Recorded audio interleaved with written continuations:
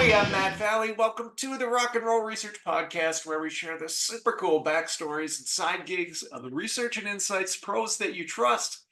Well, let me tell you, my favorite part of this podcast is learning surprising new things about people who are familiar to many in the research industry, things that you didn't even know. You know them from their research talents, but maybe not this other stuff. So, to that end, I'm very excited to welcome Sue Collin today's podcast.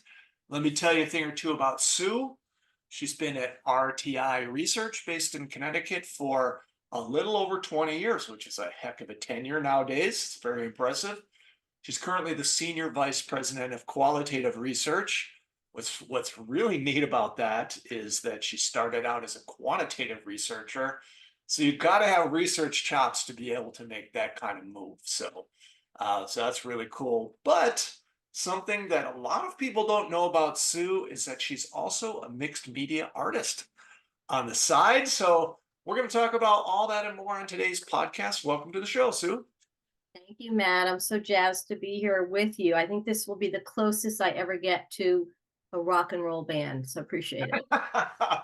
All right. Well, that's awesome. So very happy to have you and to help scratch that rock and roll itch of yours. So everybody's got one, right?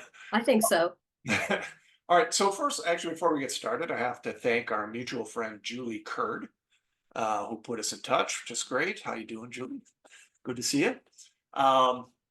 So let's start here. I know you've been in RTI a long time, but man, that quant to qual jump is really fascinating. But let's go all the way back. Tell us how you got started in research and kind of, take us through your journey. My journey was maybe not exactly like others, in that I hear a lot of people when they're asked about how they get started, and they say they fell into research. Yeah. And I did not fall into research. It was by design. I'm not sure Oh. why I did that, but it was by design.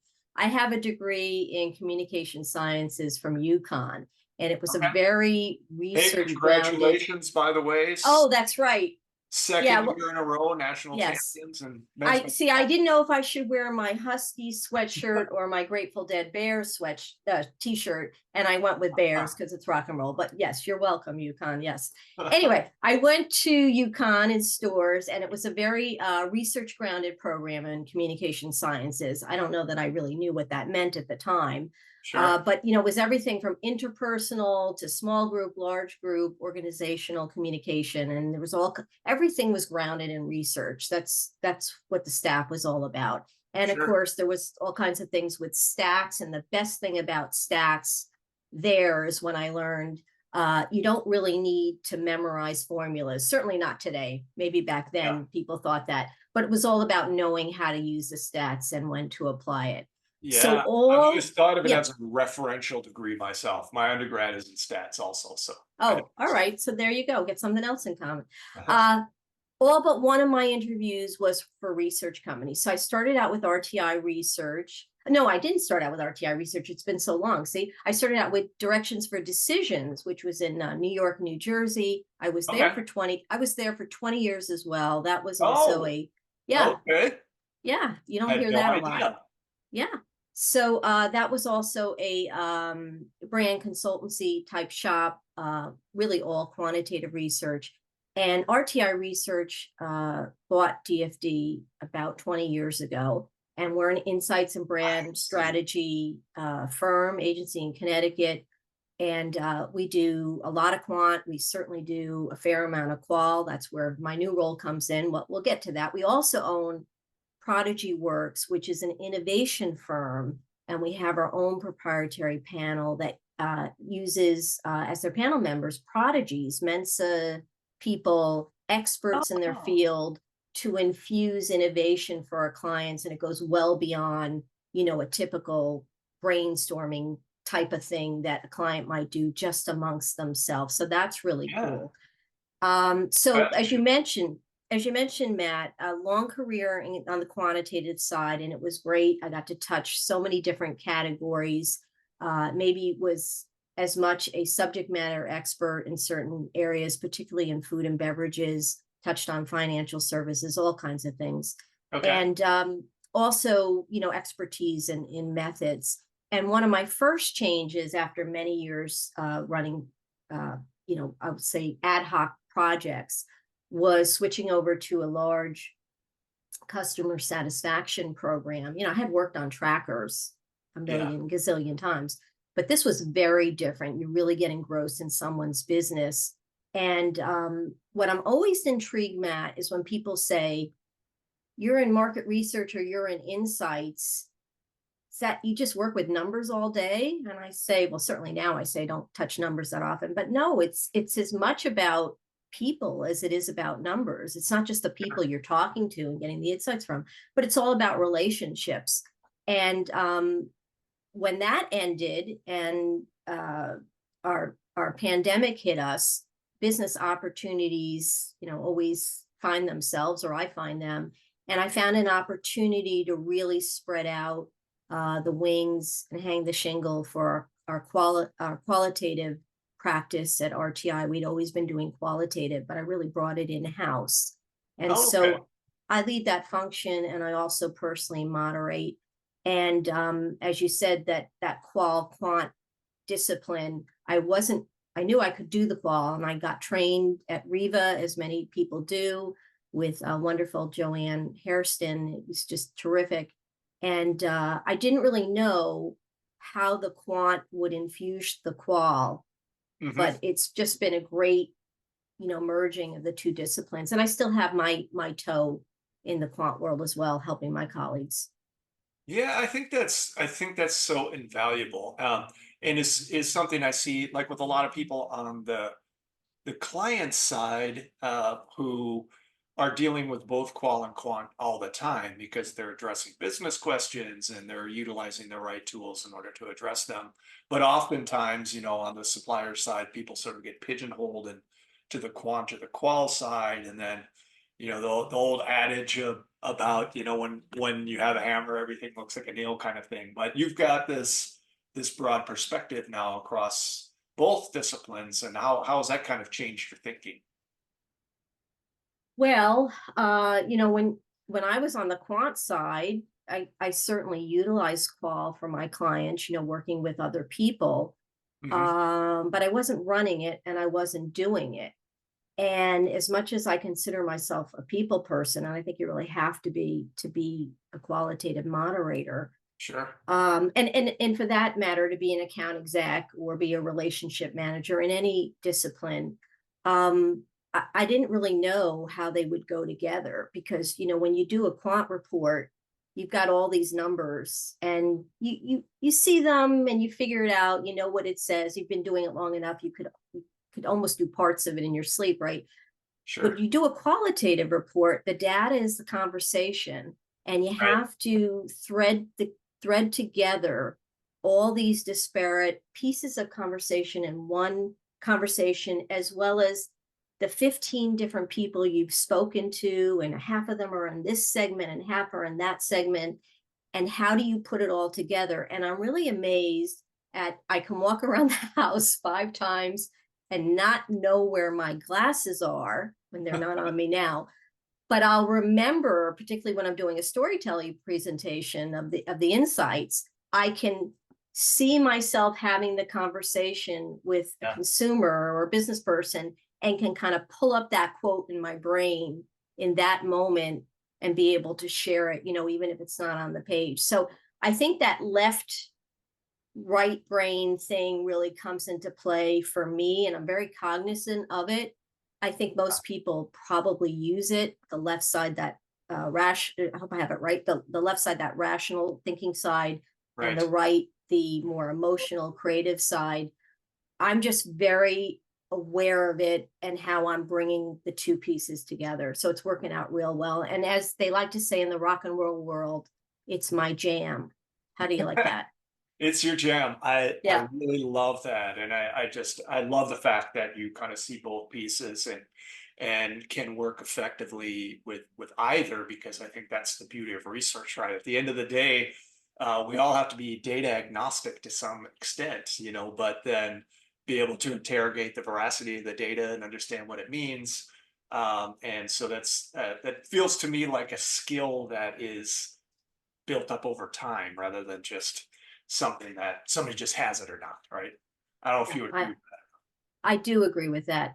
And I think a lot of us think that it's hard to change careers, and I think it can be. But there's so much that we do with people, whether we're a data person or we're doing something else. That for me, it was a fairly easy transition, and I'm still learning. Aren't we all? I mean, I learn that. Of course. every day, something new every day. Yeah. So it's a journey that I continue on, and I'm really enjoying it. Yeah, cool. Love it. All right. So now you also have this separate but parallel journey, right? Where you have been doing mixed media art, and I would love to hear about where that interest started and where that's taken you. Well, I'm going to say that I have a distinct memory being in kindergarten, and there were three cohorts. I didn't know that word back then, but there were three cohorts of kids playing during whatever we did in kindergarten. Was there recess? I don't really know, but Yeah. there were the girls that were playing house of some sort. That's fine. There were the boys playing with trucks and doing other things. I'm not sure what. And then there were these three kids sitting at the little table making art. Yeah. And I was one of those three kids. Every day, that's where I sat. I'm sure I was asked to play house a couple times and maybe play trucks or something, but Yeah. I was doing the art. And my art passion continued in through school and high school, and took different special classes. And then when I lived in New York City for many years, I was introduced to a drawing studio in Soho, which I went to for about 10 years. And Okay. that was life drawing. So life drawing is the polite or the professional way of saying drawing in the nude, not Right. the artist being nude. Right. The, Or yeah, I mean, and you could. you No. you certainly could.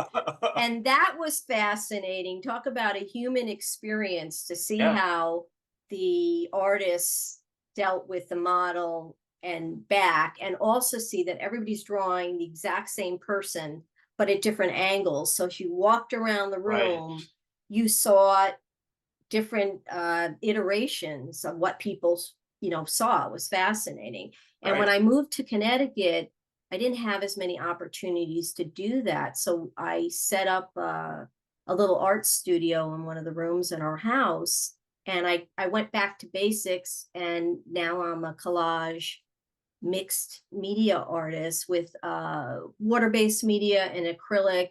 And I don't have one thing that I do. It's really, I sit at a table and I feel inspired, and I have found objects and found paper and found ribbons, and just sort of put stuff together. In fact, I brought something if you'd like to see it.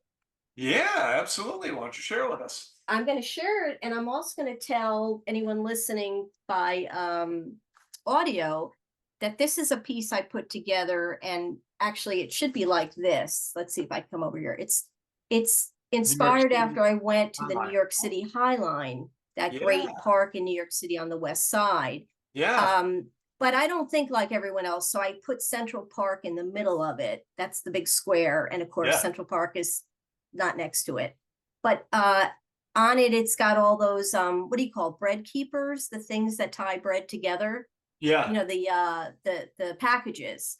And so my mom was a nursery school teacher and used to do all kinds of art projects, and that probably is where some of my art comes from. So I collect those as well. And because, as I say, you never know when you're going to use something. So Yeah. So like the twist ties when you're exactly, okay. they're well, but these are the plastic keepers. Oh, I see. Oh, yeah. Yeah. Okay. I see. I see. Yeah. Yep. And if Got it. you go online, there's all kinds of hacks of what to do with those. I don't really remember what they are, but I use those in my art. So that's Yeah. a lot of fun. Love doing it. Love I putting love it in my that. house. Yeah. It's actually a really cool thought experiment too, to think about the High Line, which is so wonderful and new. If it were actually in Central Park, what would that experience be like? That's cool. So I can live that through your art. Yeah, that's interesting. Yeah, think about that. Yeah, super cool. So that has been a lifelong passion that you have actively pursued. So I'm curious to know, is there anything from maybe that natural passion that you have that you've transferred to your professional career or vice versa? Is there any overlap there? Sure, I'm glad you asked, and the answer is absolutely yes. I referenced the left and right brain before, Right. and so I think about art, particularly collage. I mean, it could be any type of art, as you've got this blank canvas and you can do anything with it. I mean, you can sit down and say, today I'm going to draw a person with blue glasses and a festival t-shirt with a bookcase behind them and all that, and That would that's be me. fine. It would be you, yes. Or you can sit down and say, I've got these gazillions of found papers and things, and I'm gonna see where everything goes on the canvas, and how does it look to me? Did the colors work or not? Do I care? Does it make a design, or some kind of image? And so I think about the qualitative work that I'm doing like a collage. Now I Yeah, come to the qualitative interviews with something definitely in mind, right? We have that thing called a discussion guide, and sometimes it's a guide and sometimes you really have to stick to it. It depends on what the project is. sure. But the point is that, just like collage, where you have a piece and you may start putting it here, but then you say, well, maybe I should go over here on the canvas, or I should go over there. I think of the qualitative research conversations the same way, that it's not linear. I may be Right. starting out in a certain place, but my conversation partner says something and I have to decide in a flash, am I going to go down that, maybe a rabbit hole, or maybe something that's going to produce a really interesting finding, a piece of learning? Or am I going to say, Matt, hold on to that for one thought. Let's finish this and then go there. And Hmm. so to me, I'm bringing in that, again, I'm going to call it collage thought of jumping around and where does this go? It's, how do the puzzle pieces go together? So I think I definitely bring that to my work. I think I brought that to my quantitative work as well. And that might have been a surprise to some people, but that's just how my mind works, for sure. Yeah, no, I love that. I have one more question about your art process because Yeah. I'm just curious about this. So, which is more typical? Is it more typical for you to say, "Oh, okay, I got a block of 4 hours, and so I want to spend time doing art. I have the itch, or I'm inspired to do art, and so I'm going to find something to do art about." Or is it, "Oh my gosh, I just saw this thing, and I've got to stop what I'm doing and work on this right now."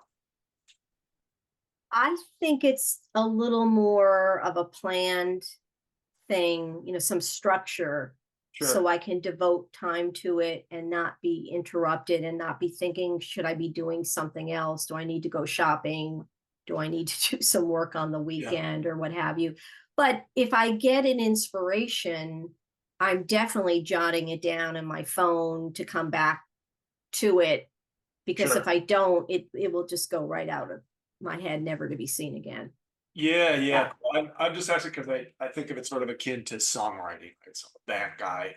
I don't write the songs, I just play the drums, but talking to my band leader, Justin, about his process. And it's kind of a mix of both. Sometimes it's like, oh, we need three more songs. And so I gotta force myself to write these versus, oh, my daughter just said this thing and I'm gonna go write a song about it right now. Right. So anyway, it seems kind of similar. Anyway. Yes, I think it is. I mean, I think a lot of these, well, I'm of the feeling that everything is art, one way or the other, but yes, Yeah, yeah, I love that. similar. Okay, so you have been in research your whole career. Been fortunate enough to spend all of that time really with one organization, which is amazing and really cool in today's world. Very interested to know, as when there's been so much change over that time, of course, in the research world. So as you sit here today, knowing what you've known in terms of, how the industry has developed over the last, few decades, what does the future look like to you? Well, have you met my crystal ball? That's right there. My, yeah, I was It's got using all my the magic, answers. I was using my magic 8 ball today, and I believe it or not, we were talking just about this. So I shook it, and I guess I've shaken it too many times because I can't see what it says, what the answer is. So I'll have to do it on my own. I think what comes to mind immediately is the use of AI. That's, of Yeah, course, has started. It's rapidly changing. Somebody said today in a meeting that what happened 4 months ago is like a lifetime ago because there's yeah, so many things that are constantly changing. I think right now it's helping many of us in what I guess I would call tactical areas, maybe a mhm, little bit on the analysis side as well. And I think there's so much more to come that maybe we can't even see now because when we all became really, really aware of this a year plus ago, I think some of us were a little astounded, but the truth is it's been around for a long time. It's just the applications keep yeah. advancing. So that's one. Wouldn't you agree? I mean, it's here. Yeah, I would totally agree. And I always think about the classic example of the microwave, right? So the microwave was around for a while and nobody was really interested in picking it up. And then all of a sudden the killer app came, which was microwave popcorn, and then everybody had to have one, you know?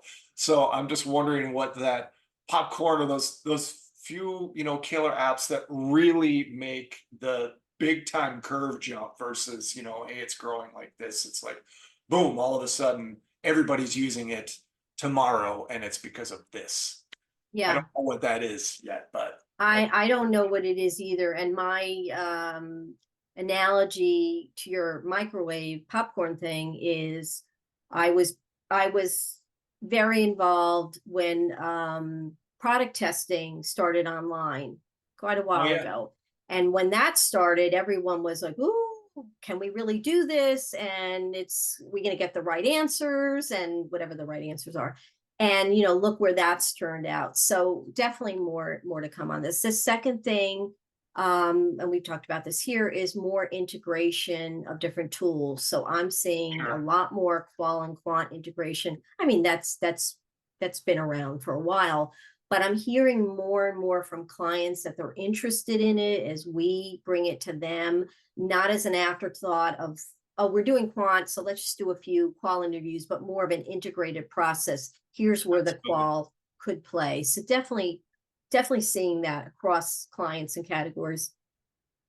And then we talked about human beings and being connected at the beginning of our talk, collaboration. And that can come from more integration of tools or companies' tools. I think it's really up to us as the account execs or the relationship managers to help our clients figure out the best way to get at the answers to their business questions. Mhm. And I think a lot of people need help with that because either we're getting new people in the insights fields that don't have the same kind of training that maybe used to occur.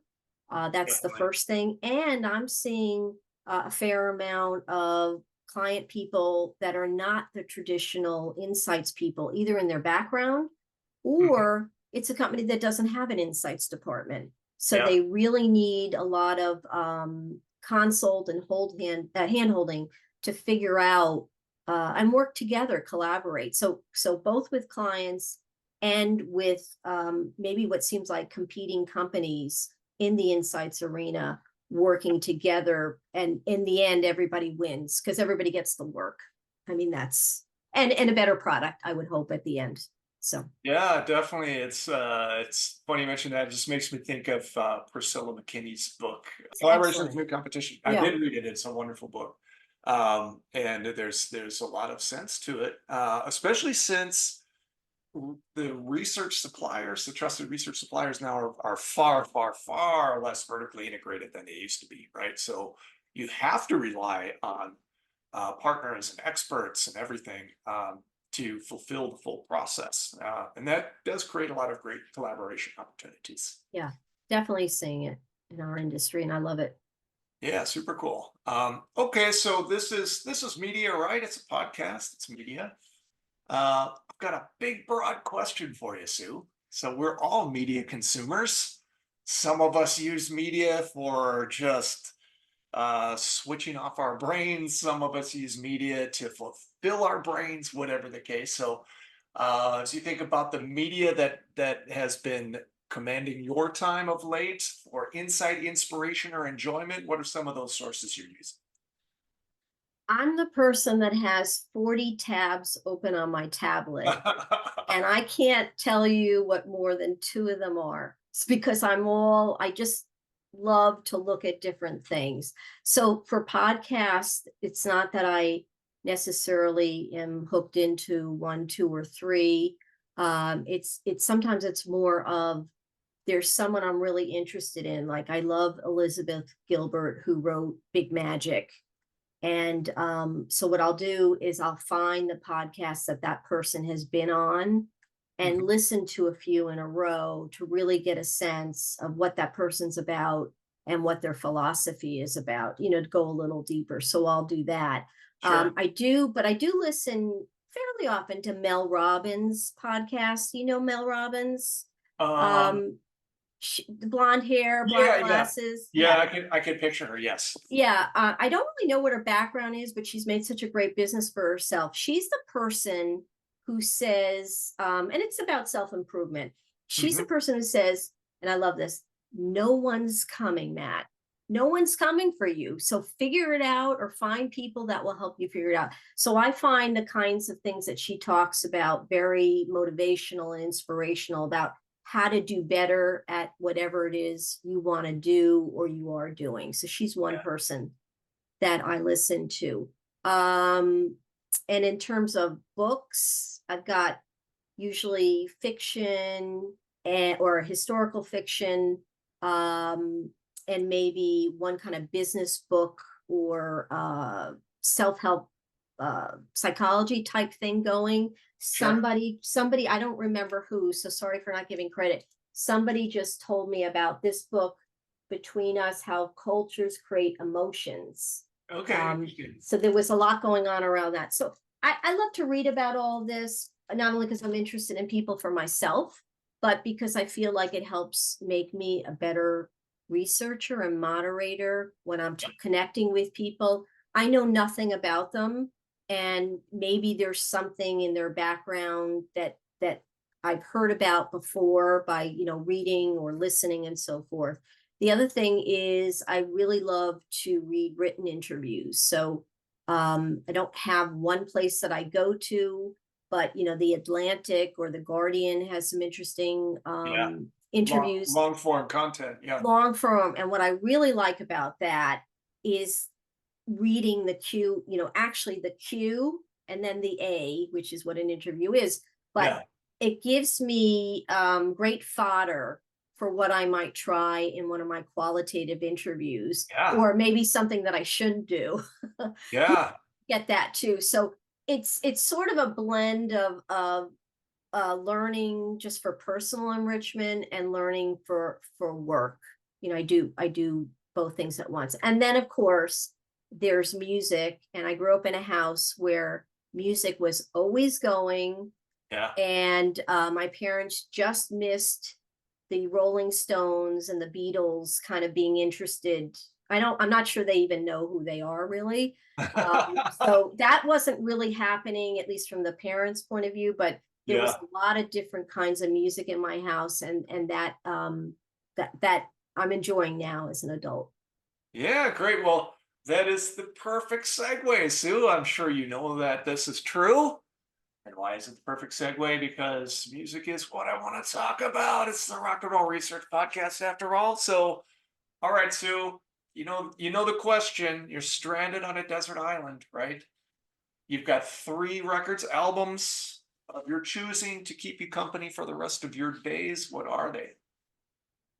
This is the toughest question that you've asked, Matt. And I know By you far. only have a podcast because you really want this answer from every person you will ever meet. So I did think about it, and it was difficult, and I reserved the right to change my mind tomorrow. But here we make, go. make sure you reach out and let me know, because I've done that to other people. Oh, okay. Weeks So after the fact, I'm like, oh, I forgot yes, about this one. yes. So the first one is I'm holding up an album Oh, yeah. cover from one of the gazillions of Chicago's greatest hits, and I picked the Yeah. one. It says only the beginnings. I picked the one that was the more of the earlier hits Yeah. because listening to this music is joyful. There's a couple songs that are, a little sad, but it's, 25, 6 to 4. And does Yeah. anyone really know what time it is? We could just sing that all day. So that's number one. Just fabulous musicians, by the way. Yeah. Yeah. Definitely love Cool. them. And they're still going. I think they're 50 plus years and there's 3 original members still touring with their new band. Yeah, great. That's impressive. Okay, here's one for you. Do Okay. you know Jamie Cullum? I don't. His first album is 20 something. Okay. He's got a lot of other great albums. Jamie is a jazz pop artist. Okay. And I would classify him as if Frank Sinatra and Michael Bublé had a baby, if that's possible. So he's a jazz vocalist with a popular twist. He sings a lot of standards and some newer songs. The first time I ever heard of him, I don't remember where. Oh, he did there's a song featured in one of the the Diary of Bridget Jones. Bridget Jones, Yeah. And now whenever I bake, and I bake a lot, I play his album. I don't know why, but it makes me happy. Hey, you know what? I am going to check that out because I do love that classic vocal jazz in the big band era. So yeah, good stuff. Yeah. All right. You ready for the third one?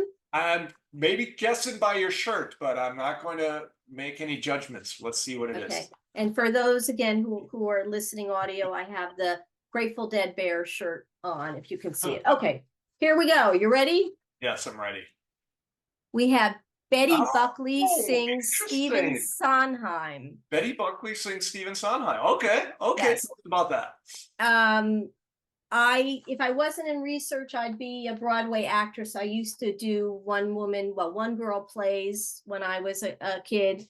My specialty was Hello Dolly, and we always had music of this sort, Broadway shows and whatnot going on in our house when I was young. And I was fortunate to see Betty Buckley twice, and she is such a show person. And Sondheim's music, I can't say anything else about it. Great. Yeah, wonderful. So how close in the ranking was the Grateful Dead? Or were they not even in consideration? They were really not in consideration because I thought, how often do I want to hear Driving That Train when I'm on an island? And if I didn't wear my Bear shirt, I would have worn my Beatles shirt. And we've talked about the Beatles. But these albums, I think I could stay on an island for at least, a few days with this music and be happy. All right, a few days, then after that, you're miserable. Yeah. Okay, cool. Hey, this is a great chat, Sue. Really fun choices. Really fun chat. Love your art. Would love to see a little bit more of that. Thank you. Down the line when we talk next. So let's make sure that happens. But let's stay in touch. Let's talk soon, Sue. Let's rock and roll. Let's rock and roll, Matt. Thank you so much. Pleasure.